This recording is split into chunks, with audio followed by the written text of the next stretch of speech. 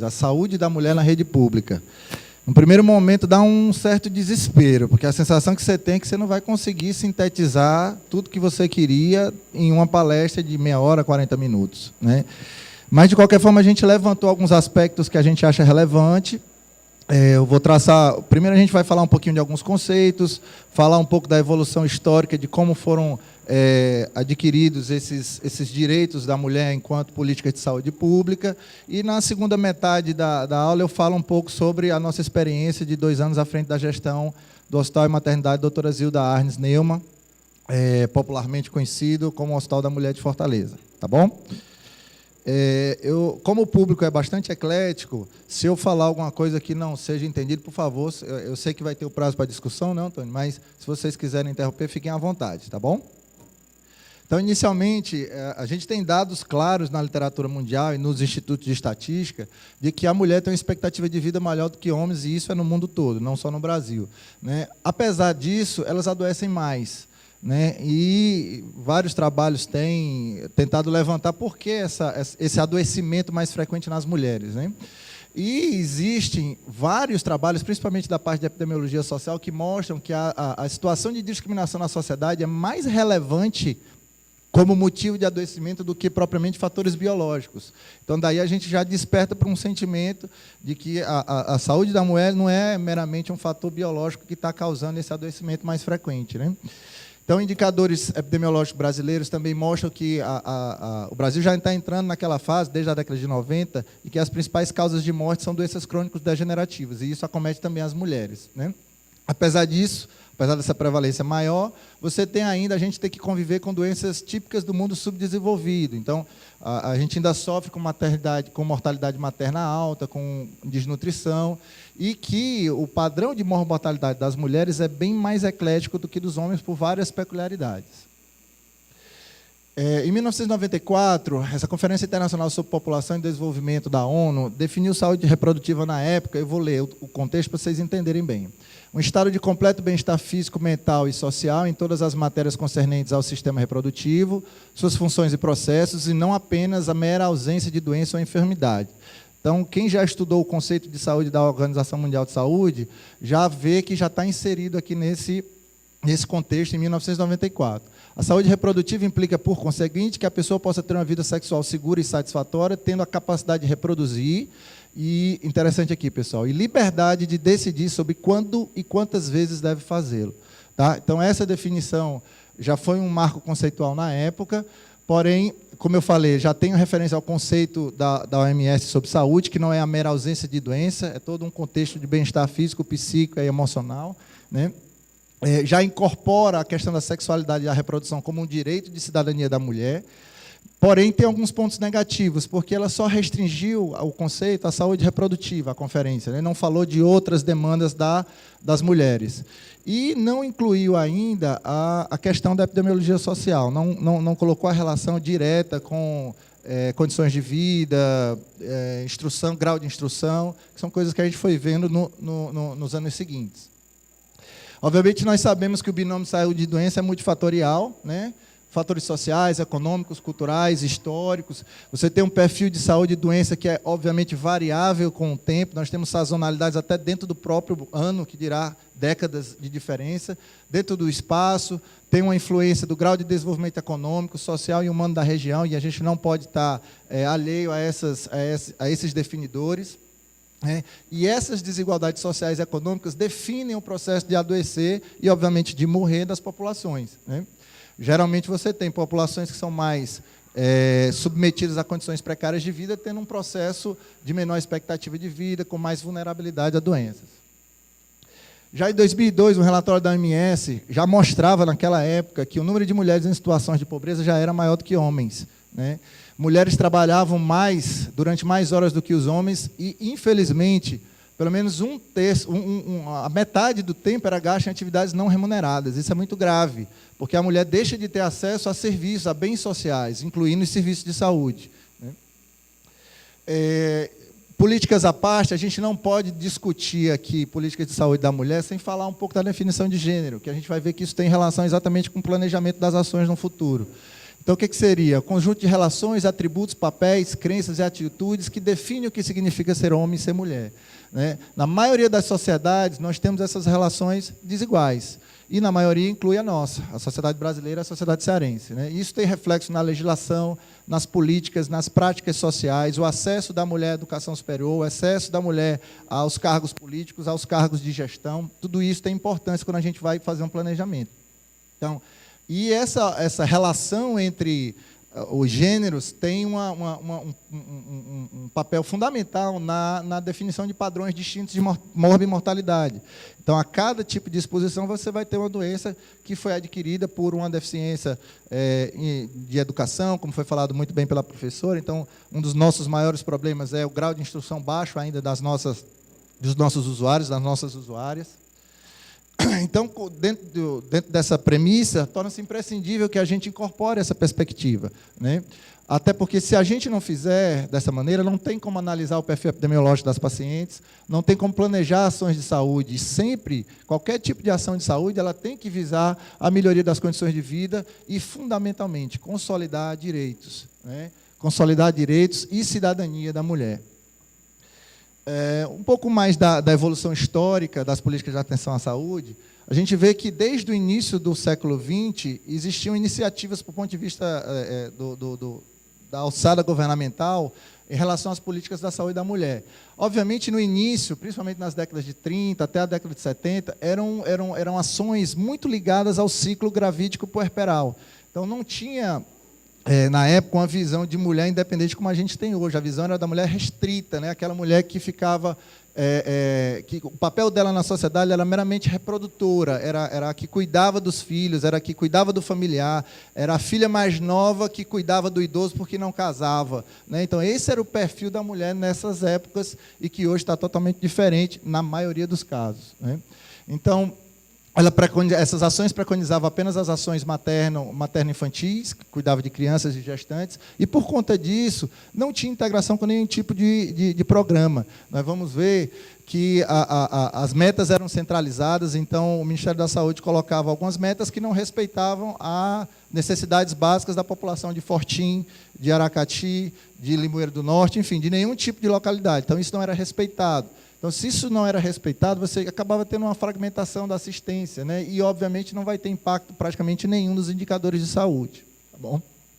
Nessa época, principalmente a partir da década de 60, que o movimento feminista começou a se estruturar de uma maneira mais organizada, já houve críticas, né, dessa definição, dessa perspectiva. Então, por que na mulher só teria acesso ao serviço de saúde quando ela está gestante, quando a maioria do tempo de vida dela ela não está gestante? Né? Então, esse foi um questionamento levantado desde essa época.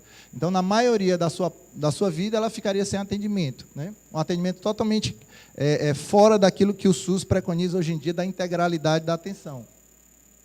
Então, as reivindicações, na verdade, eram no sentido de provocar a mulher como uma detentora de direito, né? Inclusive de direito à saúde. Então, as necessidades extrapolavam a gestação e o parto. Óbvio, isso é óbvio.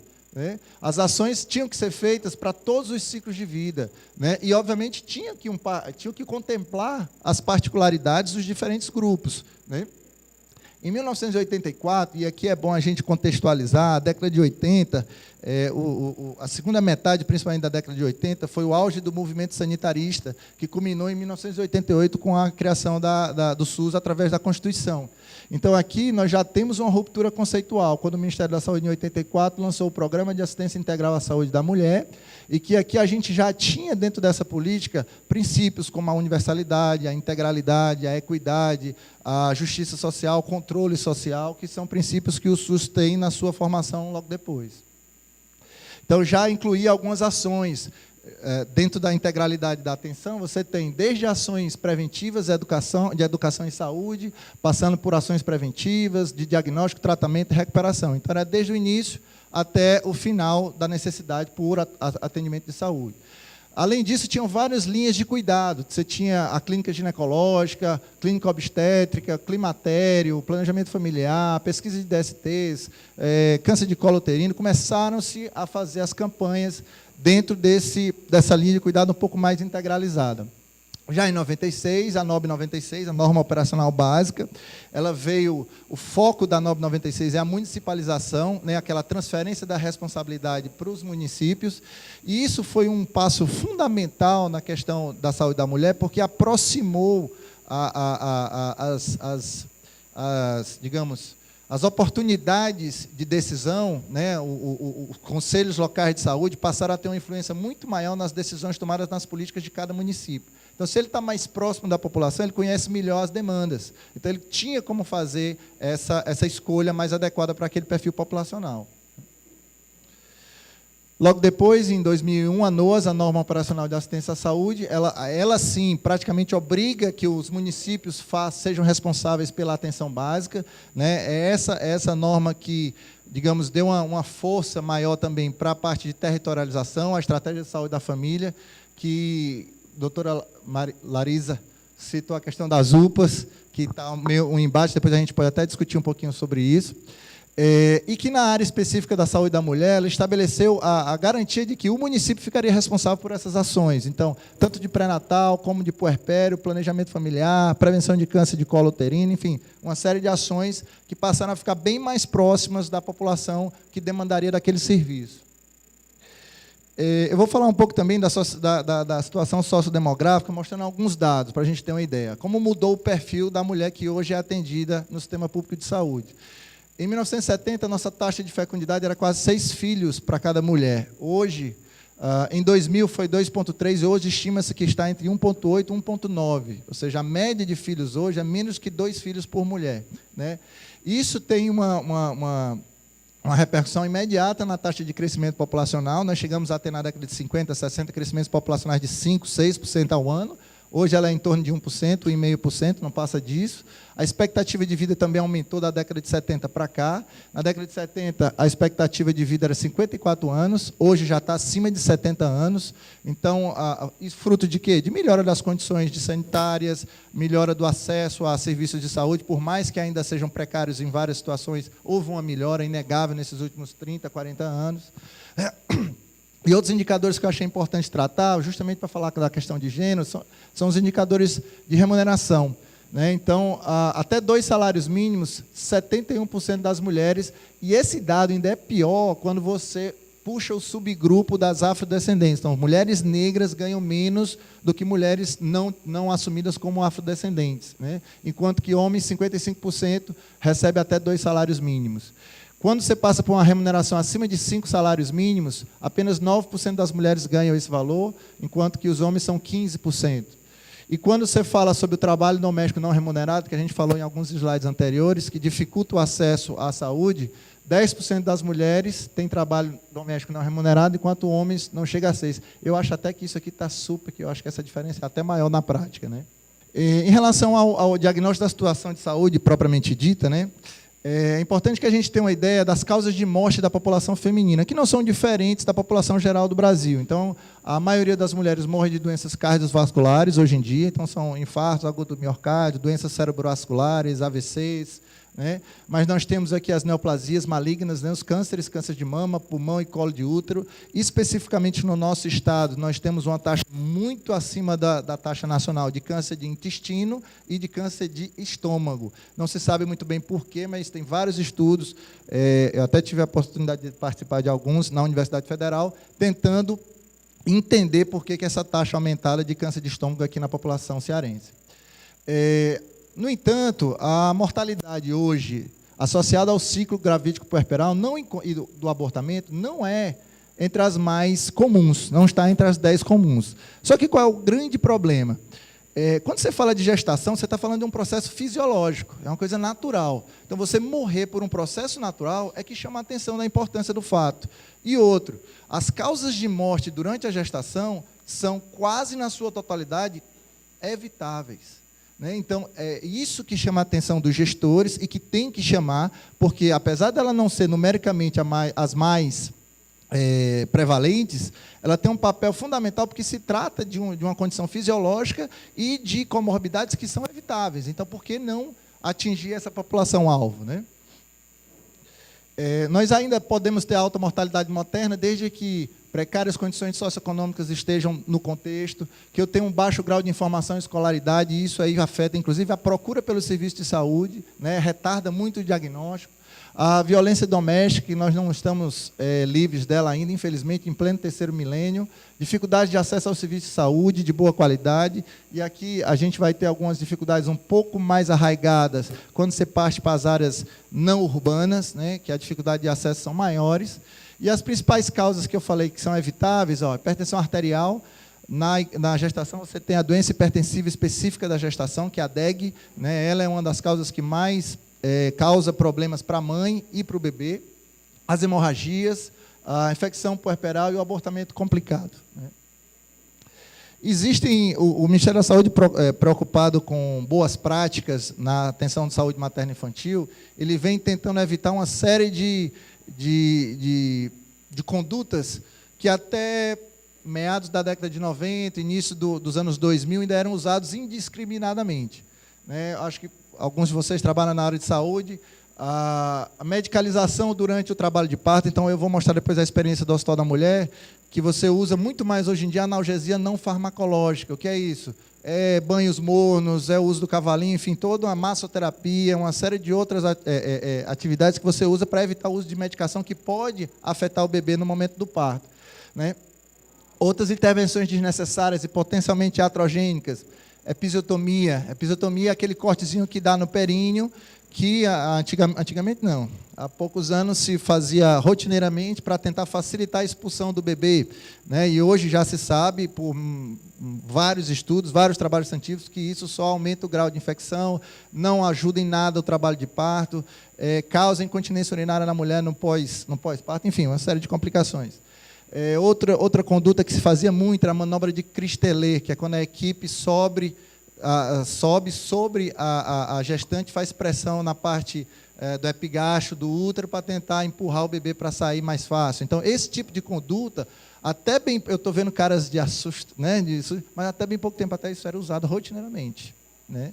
Então, o que nós fazemos, o que nós temos feito? Sempre procurando medicina baseada em evidências, né? Então, nós temos que provar para o médico, para a equipe de enfermagem, que essa não é a conduta mais adequada mais, né? A saúde, ela evolui para a gente ter uma melhor qualidade de vida, né? A prática abusiva de cesariana, obviamente, também seguindo protocolos de indicação. Uma cesárea bem indicada é a melhor resolução de um parto quando ela é bem indicada, e uma cesárea não indicada pode trazer qualquer tipo de problema, desde a síndrome da angústia respiratória do recém-nascido, infecções do sítio cirúrgico, e a gente lá no hospital, nós cansamos de ver complicações cesarianas, muitas delas mal indicadas, né? O isolamento da gestante de seus familiares durante o trabalho de parto. Isso é interessante, que isso aí já é uma visão mais recente de humanização dessa assistência ao parto. Então, por lei, hoje, cada maternidade é obrigada a ter um acompanhante. A gestante escolhe o acompanhante que ela quiser para acompanhar todo o trabalho de parto. Então, a nossa experiência lá funciona relativamente bem. Então, a gestante escolhe o acompanhante, ela fica nos nossos leitos PPP, que depois eu vou falar um pouquinho, e ele acompanha todo o processo. Ele, ela, o que ela quiser, acompanha todo o processo. E caso o trabalho de parto seja convertido numa cesariana, ele vai para o centro cirúrgico junto com a gestante, e o trabalho de parto é feito lá dentro do centro cirúrgico. E a privacidade e o desrespeito à autonomia, e aí você vai precisar de um pouquinho digamos, adaptações estruturais. Então, lá no Hospital Maternidade Zilda Arnes, nós temos 4 leitos PPPs que funcionam como se fossem apartamentos, né? Eles são isoladinhos, quartinhos. Todos eles têm a parte de monitorização hemodinâmica, temos cardiotocografia, então o bebê fica todo o tempo sendo avaliado, e isso causa digamos, um grau de satisfação muito maior para a equipe e para as próprias parturientes, né? É óbvio, diante desse pouco tempo que eu falei para vocês, que a assistência ao parto no Brasil não dá para ser homogênea. Nós temos condições estruturais, nós temos condições sociais, nós temos condições educacionais completamente diversas ao longo do Brasil, né? Hoje, a gente ainda tem partos domiciliares, porém, a maioria é realizada em ambiente hospitalar, e eu acho que cabe lembrar ainda que a opção de fazer um parto e o como vai ser o parto, quem define é a gestante, né? O papel da equipe que faz o pré-natal é orientar mostrar riscos, mostrar benefícios de uma técnica, de outra, mas, em última análise, quem define é quem vai ter seu neném, pessoal. Então, a gente não tem, enquanto equipe de saúde, digamos, o pressuposto de estar definindo. Obviamente, se tiver algum risco de vida iminente e tudo, aí o Código de Ética Médica, o Código de Enfermagem, vai fazer com que a gente tome algumas atitudes. Mas, em geral, essa decisão tem que ser tomada pela própria gestante, né? Hoje, o grande desafio do SUS hoje também, aqui, quando eu vim aqui para Aracati, eu pensei um pouquinho na parte de interiorização da medicina, né, e foi falar dos hospitais regionais. Eu acho que hoje é um dos grandes desafios, você trazer um atendimento de qualidade, integral, acessível, universal, para a população que não vive nas grandes áreas urbanas, né? Você tem alguns fatores que limitam o acesso dessas mulheres rurais a ações de saúde, né? As desigualdades de gênero, se nas cidades que, teoricamente, teriam um grau de informação maior, você tem, imagine, em distritos aqui do interior do Aracati, do interior das cidades aqui ao redor, né? Distâncias entre a residência e os serviços de saúde, a precariedade em muitos dos serviços locais e até mesmo a pouca capacitação nossa de prestador do serviço e dos próprios gestores de entender que aquela população adoece de uma maneira diferente, ela é exposta a riscos diferentes, né? Então, nem sempre nós estamos preparados para fazer esse acolhimento, ok? Então, pessoal, eu vou mostrar um pouquinho agora da nossa experiência à frente do Hospital e Maternidade Zilda Arnes, né, o Hospital da Mulher de Fortaleza, o hospital... deixa eu passar o próximo. Isso aqui é o nosso grupo diretor, eu jamais iria falar aqui com vocês sem mostrar esses parceiros. Aqui do lado esquerdo da foto, o doutor Francisco Lucena, natural de Brejo Santo, anestesiologista, nosso diretor clínico. Aqui sou eu sou gastroenterologista e endoscopista. Lá no Hospital da Mulher eu faço endoscopia e colonoscopia, tá bom? Não sou obstetra. O doutor Edísio Jataí, administrador hospitalar, é o nosso diretor administrativo financeiro. E a doutora Shirley Bruno é a nossa obstetra, ela é a diretora técnica do Hospital da Mulher, tá bom? Bem, o hospital ele foi inaugurado ainda na gestão da então prefeita Luiziane Lins, em agosto de 2012. Né? A gente conseguiu o pleno funcionamento dele no segundo semestre de 2015. Na época, eu já era diretor clínico, não era diretor executivo ainda. Né?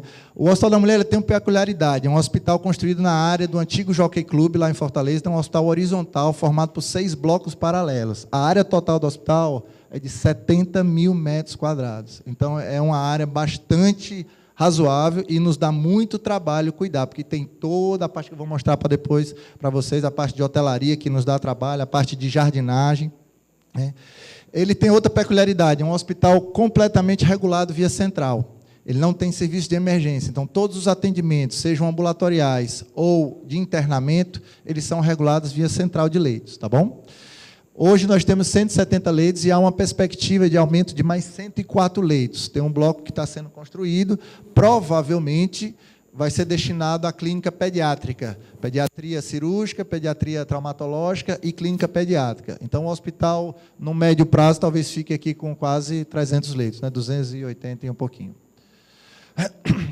O hospital é dividido em enfermarias, né? As nossas enfermarias, basicamente, de clínica médica, nós temos 36 leitos de clínica médica, onde nós recebemos pacientes regulados via central das UPAs, dos Frotinhas, dos Gonzaguinhas, da nossa UTI, egresso da nossa UTI, do interior do estado, então tudo a gente recebe nos postos de clínica médica. A obstetrícia, que é o posto 2, é o nosso alojamento conjunto, para onde vão as mamães com os bebês recém-nascidos, né? Elas saem da nossa sala de parto, vão para lá.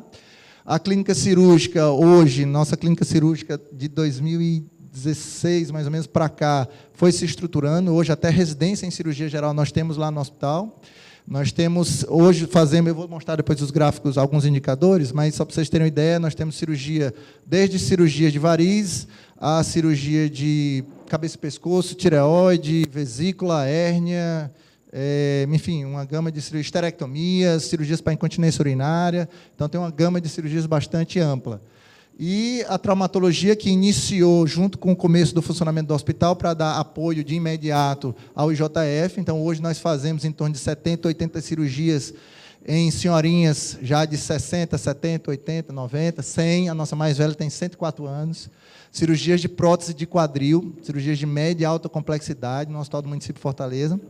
Pacientes que têm muitas das vezes comorbidades, então, muitas delas têm uma cardiopatia prévia, têm um diabetes compensado, são sequeladas de AVCs, então elas passam na UTI no pré e no pós-operatório, na maioria das vezes. Então, pacientes que realmente demandam uma equipe multidisciplinar atuante para que a gente mantenha um tempo de internamento e uma qualidade desse atendimento adequada, né? E temos as unidades fechadas aqui entre aspas, pessoal, porque não são enfermarias, né? São unidades fechadinhas com portas, né? Então, a UTI adulto, nós temos 10 leitos, nós temos uma UTI neonatal com também 10 leitos, temos um berçário de médio risco, uma unidade de cuidados intermediários neonatal, né, aos 5, com 15 leitos, temos um centro obstétrico com 4 leitos PPP, que são esses 4 leitos que eu falei, de pré-parto, parto e puerpério, onde a gestante fica totalmente respeitada a sua individualidade, a sua autonomia. Graças a Deus não tem aquele negócio de uma estar parindo do lado da outra, não existe isso, é tudo individualizado, e com o seu acompanhante durante todo o processo. Além disso, a gente tem ainda no centro obstétrico 5 leitos de pré-parto cirúrgico, então pacientes que já chegam com indicação de cesárea, uma macrosomia fetal, um pós-datismo, eles já vão direto para esses leitos pré-operatórios, né? O nosso centro cirúrgico é um centro cirúrgico bastante amplo, nós temos 8 salas, das quais 2 ficam reservadas para procedimentos obstétricos limpos, né? As outras 6 são usadas para trauma e para cirurgia geral, e temos 10 leitos de recuperação pós-anestésica. Essa é a gama de especialidades que nós temos no nosso ambulatório. Então, se a gente pegar só a parte ginecológica, nós temos ginecologia geral, patologia cervical, que são colegas que são especializadas em doenças do colo uterino, né? Climatério, cirurgia ginecológica, pré-natal de risco, médio e alto risco, principalmente. E aí vem toda uma gama de serviços associados, mastologia, cardio, clínica médica. Toda paciente que sai de alta, ela sai com um retorno marcado para o nosso ambulatório de clínica médica. Então, nenhuma paciente fica desassistida no pós-alta, tá? Neurologia, nefrologia, gastro, uro, colopró, cirurgia, enfim. Isso nos dá uma tranquilidade, porque o que aconteceu muitas vezes? O que pode acontecer em alguns serviços? A gestante chega encaminhada, a mulher chega encaminhada para fazer uma cirurgia de uma miomectomia, uma esterectomia. Só que ela tem 65 anos, ela tem um diabetes meia boca. O que ela vai precisar? Ela vai precisar fazer exames pré-operatórios, ela vai precisar de um parecer do cardiologista, ela vai precisar de um endocrinologista para que libere para o procedimento. E a gente consegue fazer com que ela tenha acesso a todos esses serviços sem precisar sair do hospital, né? Então, ela, uma vez entrou lá no hospital, ela vai encaminhada, o próprio ginecologista pede, encaminha para o cardio, encaminha para o pneumo, encaminha para o endócrino, para quem o que ele achar necessário. E faz os pré-operatórios, que depois eu vou mostrar, todos lá dentro do hospital. Nós temos as unidades de apoio diagnóstico, o setor de imagem. Nosso setor de imagem é um setor de imagem completamente digital, então não tem aquela história de câmera escura para revelar filme de raio-x, não existe isso. Todos os filmes são impressos ou entregues em CD, né? Então, nossa radiologia funciona a pleno vapor. Ultrassonografia, nós temos 2 equipamentos que fazem qualquer tipo de ultrassom, inclusive com Doppler. Então, ultrassom Doppler de membro inferior, ecocardiograma, ultrassom transvaginal, vias urinárias, transfontanelar, que os bebês muitos precisam, ultrassom de vias urinárias para ver de bolsa escrotal de criança, para ver criptorquidia, alguns procedimentos que têm que ser resolvidos antes de ter a alta da UTI neonatal.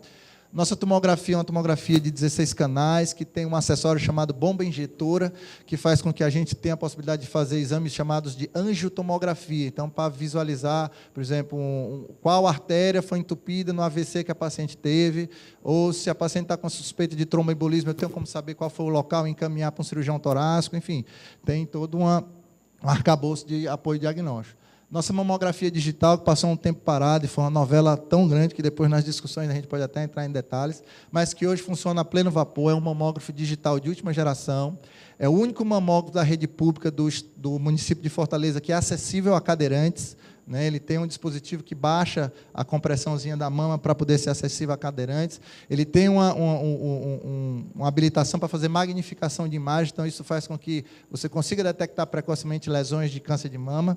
E nós temos um fluxo já estabelecido com o serviço de mastologia, que todo paciente que chega, independente da origem, veio de posto de saúde, veio do interior, enfim, foi fazer a mamografia lá, e o laudo saiu como BIRADS 4 ou 5, só para eu dar uma ideia para vocês, a classificação BIRADS ela define riscos de câncer de mama nos achados. Então, a partir do 4, e o 5 são achados muito sugestivos de câncer de mama. Então, quando há achados desse tipo nas mamografias realizadas, automaticamente a paciente é encaminhada para o nosso SAMI, abre o prontuário e já marca uma consulta com o mastologista. Então, isso a gente fecha o ciclo para que não haja fuga desse tipo de paciente. A endoscopia, meu xodó lá, esse ano a gente conseguiu adquirir um equipamento de ponta também, nós fazemos endoscopia, colonoscopia, retossigmoidoscopia, tudo lá no hospital.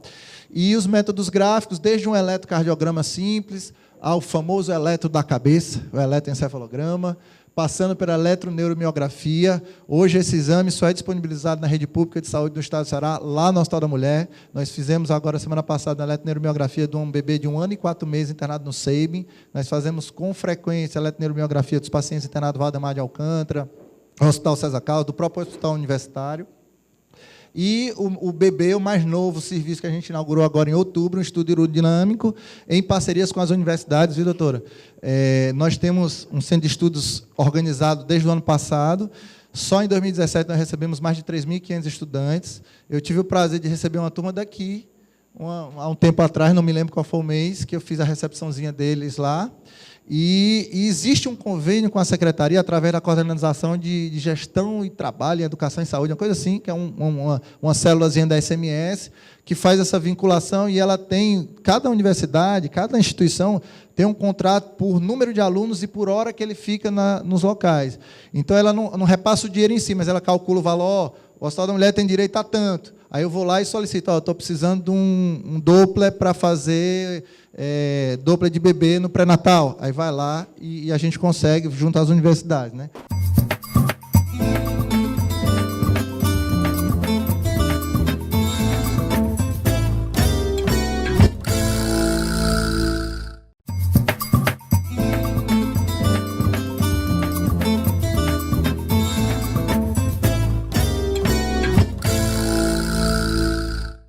Ainda na questão das unidades de apoio, a gente tem um laboratório de análises clínicas. Hoje, o Hospital da Mulher ele conta com o maior laboratório do município de Fortaleza, porque a gente assimilou boa parte do antigo Centro de Especialidades José de Alencar, que funcionava no centro, não sei se vocês já ouviram falar nisso, que era lá no centro de Fortaleza. Eu vou mostrar alguns dados também no nosso laboratório, porque assusta, são mais de 20 mil exames mês.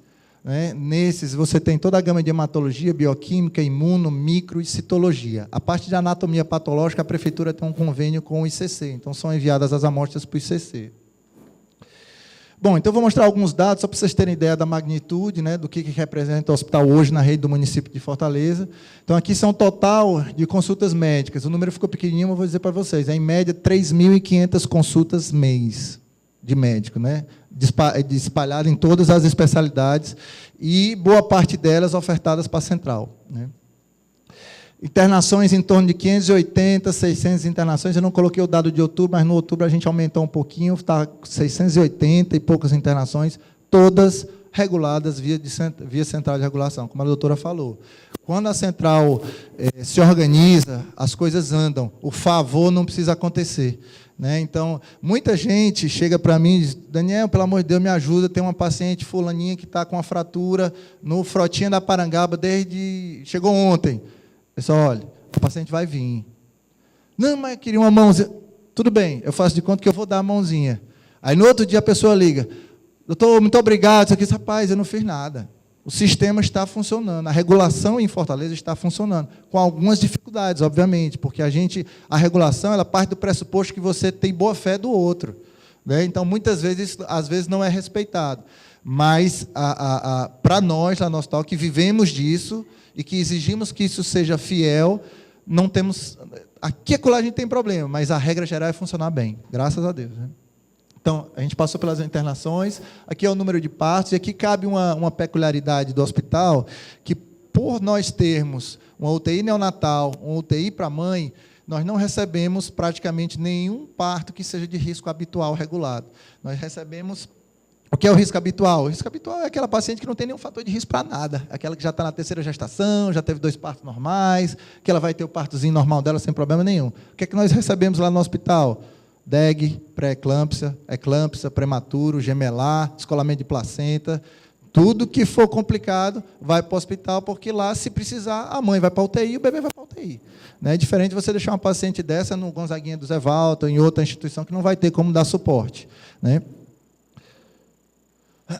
Aqui é o nosso número de cirurgias, né? Em torno de mais de 400 cirurgias mês são realizadas lá, incluindo essas cirurgias que eu falei de média e alta complexidade de trauma.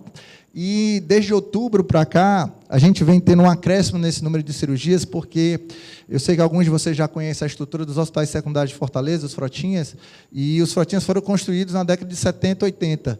Então, tem uma série de limitações estruturais, e eles são praticamente do mesmo tamanho que foram construídos, e a população de Fortaleza aumentou demais. Então, estão sendo feitas reformas, e mais recentemente agora, o Centro Cirúrgico do Frotinho da Antônio Bezerra está fechado, por uma reforma estrutural, que vai aumentar o número de salas, o número de leitos. Então, nós estamos dando um suporte muito importante nessa parte. Então, estamos recebendo apendicites, colecistites, hérnias perfuradas, abdômenes agudos, para dar suporte a essa rede que, no momento, está carente desse tipo de procedimento. Como eu falei, exames laboratoriais, acima de 20 mil exames laboratoriais. Nessa conta aqui, vocês tiram aproximadamente 45% são feitos para pacientes internados ou nossos do ambulatório, e 45% para os nossos pacientes internados e 55% para o ambulatório ou regulados via central. Eu vou mostrar algumas ações que a gente tem feito. No hospital, a gente tem uma estrutura chamada Centro de Terapias Integrativas, o CETIC. Lá funciona uma equipe multidisciplinar, com psicólogo, fisioterapeuta, terapeuta ocupacional, massoterapeuta, fonoaudióloga, e a estrutura é essa aqui, pessoal. Essa piscina vai já ser usada. A gente está tentando adaptar, porque a construção dela não foi feita de acordo com os parâmetros que se precisa para necessidades especiais, então nós temos que fazer algumas reformas lá. Mas aqui desse lado, você tem salões para atividades coletivas, e nessa parede aqui eu tenho as salas individualizadas, para consultas mesmo. Né? Então, isso faz com que o hospital tenha digamos, um temperinho diferente de humanização, a estrutura física favorece, a nossa intenção é que cada vez mais isso seja valorizado, né? E o Centro de Terapias Integrativas tem um papel fundamental nesse sentido. Aqui é só para ter uma ideia do número de exames complementares realizados, né, exames de imagem, mais de 3 mil exames nos últimos meses. A gente sofreu muito com a questão burocrática de contratos de manutenção. Para vocês terem uma ideia, a gente teve que fazer, doutora, contratos de inegibilidade com a Siemens para consertar o mamógrafo e o tomógrafo. Aí vocês imaginam o que é convencer um tribunal de contas, um procurador do município, de que a única possibilidade de conserto daquele equipamento era essa empresa. E, pior, no nosso mamógrafo, convencer de que essa peça que ela está cobrando, o valor é justo, sendo que ela nunca vendeu essa peça para nenhum outro dos 5 mamógrafos que ela tem igual no Brasil. Aí eu tinha que dizer, procurador, mas o preço é esse. Não, mas não pode, ela nunca vendeu. Como é que eu... Meu amigo, ou conserta, ou paga, ou vai ficar sem mamografia. Né? Então, esse processo durou mais de ano, o mamógrafo ficou parado quase 2 anos. Né? Graças a Deus, no começo desse ano, a gente conseguiu esse contrato. Então, nós passamos por um momento de que, quando estava funcionando a tomografia, o raio-x estava dando problema, quando o tomógrafo funcionou, o mamógrafo parou. Então, hoje, a gente tem a satisfação de dizer que nós estamos a pleno vapor no setor de imagem, dando o retorno que a população necessita. Né? Outra coisa que eu acho importante que seja dita é que, apesar do hospital, inicialmente ser o Hospital da Mulher de Fortaleza, ele tem um papel fundamental na linha de cuidado materno-infantil do Estado do Ceará como um todo.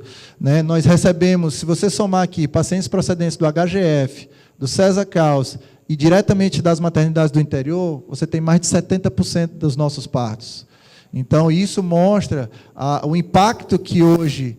Eu sou servidor do município de Fortaleza desde 2006, e a gente, conversando com os outros colegas da minha época lá, a gente fica pensando como é que estaria o sistema público do município de Fortaleza se não tivesse o Hospital da Mulher hoje, por essa gama de serviços que são ofertados. Né?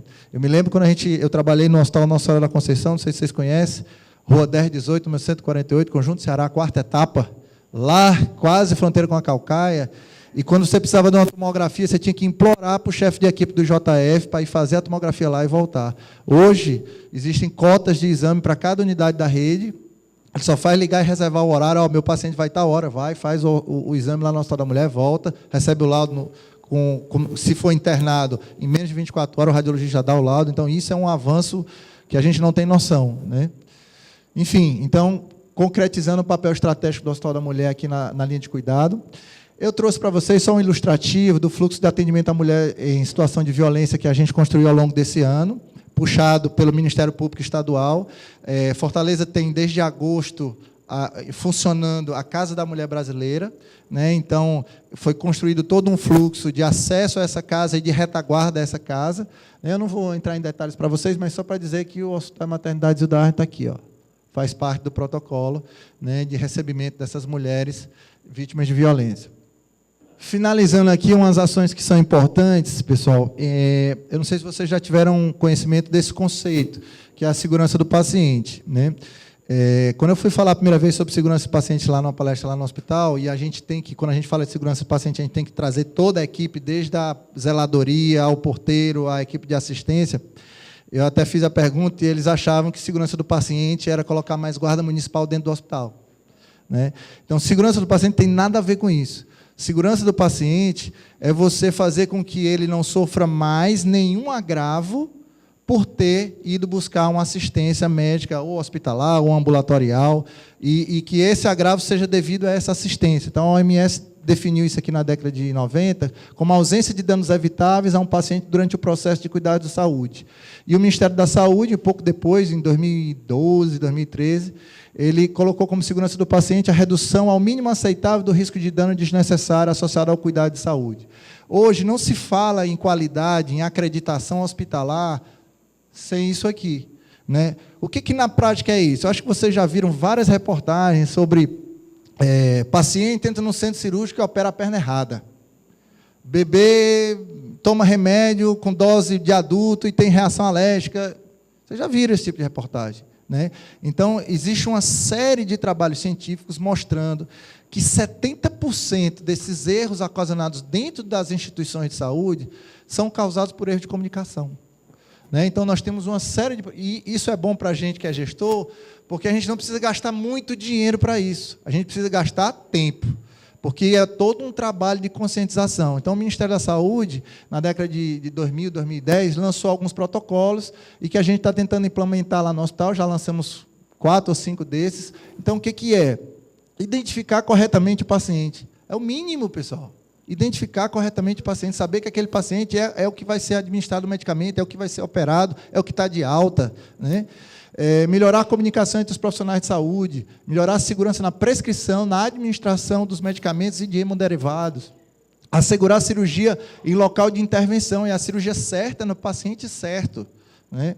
Higienizar as mãos, evitar infecções cruzadas, infecções hospitalares, e reduzir o risco de queda e úlceras de pressão. Tudo isso faz parte da política de segurança do paciente que a gente está implementando no hospital desde o ano passado também.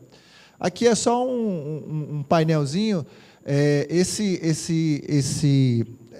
esqueminha, esse cartaz que a gente bolou lá é o seguinte: nós bolamos um sistema de notificação de oportunidade de melhoria, né? Porque quando se fala em erro, se fala em punição e tem um caráter muito que denegra, as pessoas elas ficam até com medo de dizer que está errado, de apontar o erro de um colega, quando, na verdade, a visão é que o erro é do processo, nós temos que trabalhar o processo da assistência, né? Então, em todas as unidades do hospital, tem esse cartaz afixado. Se eu passar por uma unidade e eu ver uma poça d'água que o rapaz da zeladoria não enxugou, isso é um risco, porque eu posso ter queda dentro do hospital, eu pego o meu celular com leitor de QR Code, que todos vocês têm, passo no cartaz, quando ele lê esse QR Code, ele vai direto para a página do meu núcleo de segurança lá de dentro do hospital, e eu faço a registro da ocorrência. Local tal, tem uma poça de água tal, não foi enxugada até tal hora, tal. O nosso núcleo de segurança contata o setor responsável por aquela modificação e ela tem que dar uma resposta.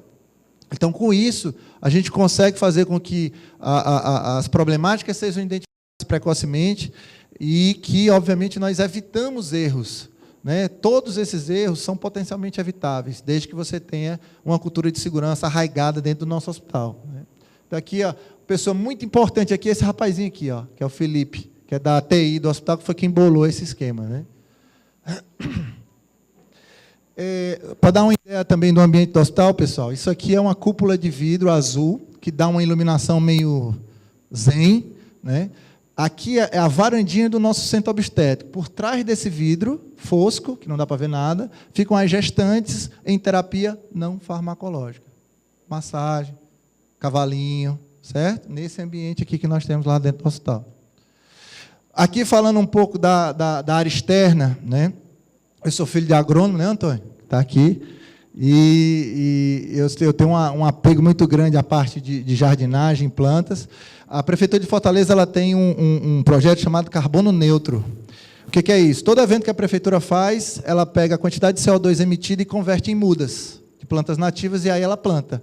Então, nós, no hospital, nos voluntariamos para receber.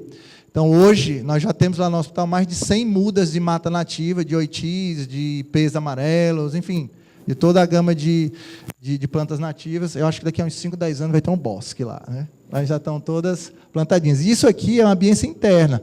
Nosso jardineirozinho aguano aqui, nosso jardim de inverno, isso aqui é dentro do hospital, tá, pessoal? Isso aqui são as enfermarias. Tá? Nós temos só um andarzinho de enfermaria aqui. Nessa mesma linha de cuidado, essa moça aqui, ó, é a secretária de Urbanismo e Meio Ambiente, a doutora Águida Muniz. Nós temos outro projeto lá no hospital, que é o projeto Uma Criança, Uma Árvore. Esse aqui foi foto tirada no dia da árvore, agora que passou desse ano, em que toda gestante que tem seu bebê lá, o bebezinho ganha uma mudinha ou de árvore nativa ou de planta medicinal, né? Então, aqui foi a comemoração dos 2 anos do projeto. Essa aqui, essa mocinha de azul aqui, a Verinha foi servente de pedreiro da obra do hospital. E hoje ela ainda trabalha lá como na parte de manutenção. Então, conhece todos os tijolos do hospital, ainda hoje. Aqui é parte do nosso Outubro Rosa. Isso aqui foi a apresentação da camerata da Unifor, espetacular, eu não conhecia, mas eu fiquei encantado. Aqui é a nossa sala do nosso mamógrafo, rosamente decorado, que eu não podia deixar de ser. E aqui um flagrante de várias das palestras que tiveram ao longo do mês de outubro. Nós fizemos um mutirão de mamografia do dia 1º ao dia 31 de outubro, ininterruptamente, 48 mamografias todos os dias, agendados para a central. Então, foi um mutirão bastante razoável. E aqui o mais recente evento foi a Semana da Prematuridade, que foi semana passada. Todos esses bebês e suas mães nasceram aqui. As mães não, né? Os bebês nasceram no Hospital da Mulher e passaram pelas unidades de terapia intensiva, ou a UTI ou o berçário de médio risco. E aqui é um exemplo muito interessante. Essa senhora aqui é a doutora Rosana Machado, é a coordenadora da nossa enfermagem, chefe de enfermagem do hospital, e no colo dela tem um casal de gêmeos, filhos de outra enfermeira, nossa servidora do hospital, que pariu lá no hospital, né? Então, quando você tem um corpo de servidor que confia na estrutura, esse servidor ele usufrui da estrutura, né? Então, isso é uma coisa que a gente busca desde o início da nossa gestão. Para finalizar, Dr. Garcia, eu procurei algumas traduções do nome Aracati, e eu vi que em todas elas tem a parte de vento. Então, sempre que precisar vir aqui para pegar um ventinho, eu virei, viu, professor Antônio? Muito obrigado.